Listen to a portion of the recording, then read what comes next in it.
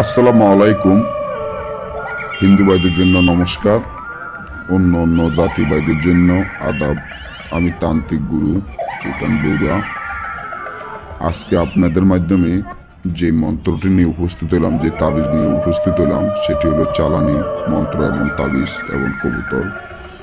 এখানে হুবাহু দুইটা নকশা, একটি কবুতর চালান, একটি মন্ত্র, যেটার মাধ্যমে যে কোনো মেয়েকে উলঙ্গ অস্থির দেওয়ানা পাগল করিয়া মিলন বিবাহ করার জন্য এই মন্ত্রের তাবিজ আপনাদের মধ্যে নিয়ে হাজির হলাম। মাত্র 4 ঘন্টার সময়, 4 ঘন্টার মধ্যে যদি মেয়ে আপনার সাথে মিলন না করে, আপনার সাথে বিবাহ না হয়, তাহলে আপনি আমাকে বলিয়েন।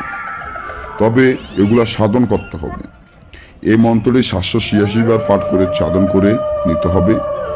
কবুতরের রক্ত দিয়ে যেভাবে হুবহু কবুতরটা আছে এইভাবেই তাবিজটি লিখতে হবে, ফাঁসের নকশাটি লিখতে হবে। লেখার পরে ভালো একটি কবুতর বা একটি কাক ধরে আনতে হবে। আনার পরে এই মন্ত্রটি কবুতরের উপরে পরে ফু দিয়ে 21 বার, তখন এই কবুতরটি ছেড়ে দিবেন আর নকশাটি লেখিয়া কবরস্থানে গাড়বেন।